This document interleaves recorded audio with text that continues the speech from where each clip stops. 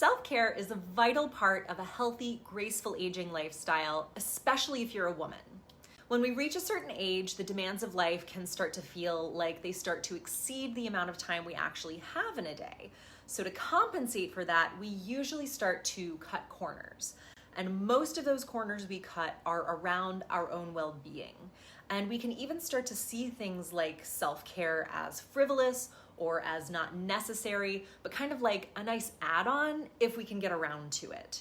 And then when we do imagine what self-care looks like, we think of luxurious bubble baths with dozens of candles, or having an entire afternoon to ourselves to do whatever we want, or something like an hours-long spa day. And I think even more recently, the term self-care has been kind of hijacked by pop culture. So now it feels like kind of a catchphrase, and it can start to feel pretty hollow and kind of meaningless. So today, what I wanted to do is dive into a few practical ways you can practice self-care throughout the day that don't have to take up a ton of time. In fact, we're going to be giving you some ideas for self-care acts that can take less than 5 minutes. And we're also going to look at what self-care really means and why you need to be prioritizing it. We're going to share ideas today to cover both mental and physical self-care, so we have the whole umbrella covered.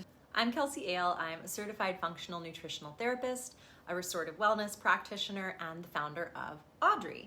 We're a collective that helps women in their 30s and 40s learn how to age well and love doing it. We talk about all things healthy aging, specifically geared towards women in their 30s and 40s. So if that's you, and if that sounds interesting or relevant to you, make sure to subscribe to our channel and like this video. It really helps our channel a lot when you do that. And then also remember to hit the bell to be notified when we post a new video. So let's get started. First of all, I want to reframe what self-care is. The dictionary defines self-care as the practice of taking action to preserve or improve one's own health, or the practice of taking an active role in protecting one's own well-being and happiness, in particular during periods of stress. So I want to get down to the root of what we're doing when we're practicing self-care. We are taking action to preserve our health, and we're taking an active role in protecting our own well-being. When we look at it this way, I hope you can start to see that self-care isn't something grandiose or fluffy, but it's really about taking an active role in ensuring your quality of life. Because if we don't do it for ourselves, no one else is going to do it for us. And we should be the ones doing it for ourselves, because we should be the ones who are the most invested in our own well-being. So from this perspective, here are some things you can start to do daily for self-care. First, breathe.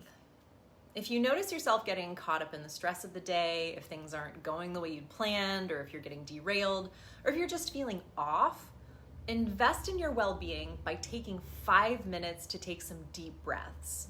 Start by finding someplace quiet, even if it's just picturing a quiet place in your mind. Set a timer for 5 minutes and start by taking a deep breath in through your nose for 5 slow counts, and then exhale through your nose for 5 slow counts. And just do this for 5 minutes. If you don't have 5 minutes, do this for 5 breath cycles, like 5 in and out cycles. Shallow upper chest breathing is part of a typical stress response, so we're going to reverse that by slowing down our breathing and taking deeper breaths into our belly. Even if you're not feeling stressed, this is a great way to reconnect with your body and to practice self-care, because we really don't need to wait until we're stressed to practice self-care. And in fact, practicing self-care regularly before we're feeling tapped out will actually give us more of the resources we need to manage those stressful situations better. Next up, we have movement. Moving your body will start to increase circulation, and this includes circulation to the brain, which can help with mental clarity and with energy. So for a 5-minute version of this, I like to have what I call a 1-song dance party, where I pick a song that I know has a good beat, and that as soon as I hear the first few bars, it gets me a little pumped inside, and I close the curtains, or not, and then I go for it. I dance. Get goofy, use your arms, but make it fun. You get the combined endorphins of good music plus body movement with this one. And if you have more than 5 minutes, go for a walk. Get outside, move around for 20 minutes, and really reset your system. Exposure to nature lowers your cortisol levels and can help double the benefits of the movement you'll be getting in. And if you can't go outside, that's okay too. Do some gentle yoga or some stretching for 5 or 10 or 20 minutes. Pretty much any form of movement is going to reduce your stress levels and boost your endorphins, which is going to make you feel better. And again, even if you're not stressed, you should do these things because they can actively preserve your well-being. Another simple thing you can do to preserve your health and well-being is to make a gratitude list. I know it can sound kind of cheesy, but it works. I like to keep it short and sweet and think about 3 things in my life that I'm grateful for. Again, you can set a 5-minute timer for this, and you can either make a literal, written list, or you can just make a mental list in your head. And when you have your list, take each thing one at a time and think about it. And then as you're thinking about it, notice how it makes you feel. Notice the warm, fuzzy feelings inside, and give those feelings some space and attention, and just sit with that for a few moments. And then you move on to the next thing on your list and you do the same thing. Notice the feelings it gives you and give those feelings some space and attention. You can have your eyes opened, you can have them closed. It doesn't really matter. What matters is giving the space and attention to the warm, fuzzy feelings and really letting those imprint on your nervous system. That's what's going to contribute to your well-being. According to Harvard Medical School, in positive psychology research, gratitude is strongly associated and consistently associated with greater happiness.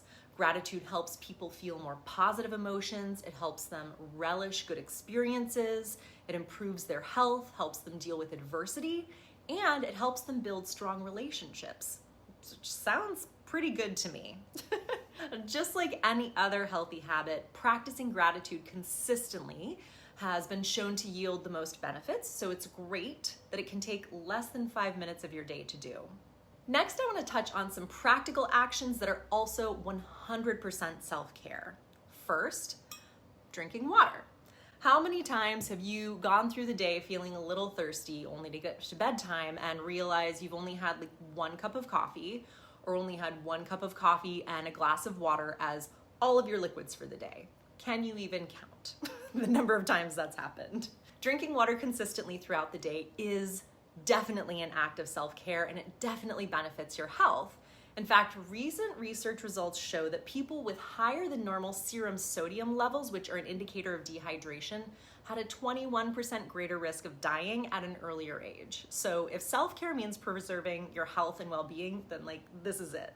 Self-care can be also as simple as eating food. Coming back to the reality that most of us feel busier than ever at this point in our lives, a regular eating schedule and healthy eating habits can easily fall by the wayside.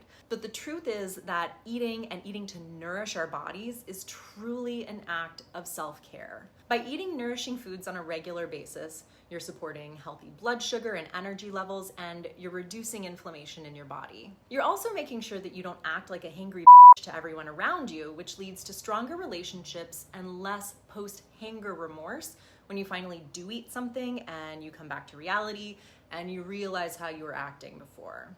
I may or may not speak from experience on this one. So in 5 minutes or less, you can grab a handful of nuts or have an apple or celery with some almond butter, snack on some turkey slices. Just take time to nourish your body. So these are just a few ways you can start to practice daily self-care that can be quick and simple. It doesn't have to be complicated, and you'll feel better if you pick something you can stick with consistently. And you know what? You most certainly can take that luxurious bubble bath or take the afternoon off and do whatever you want.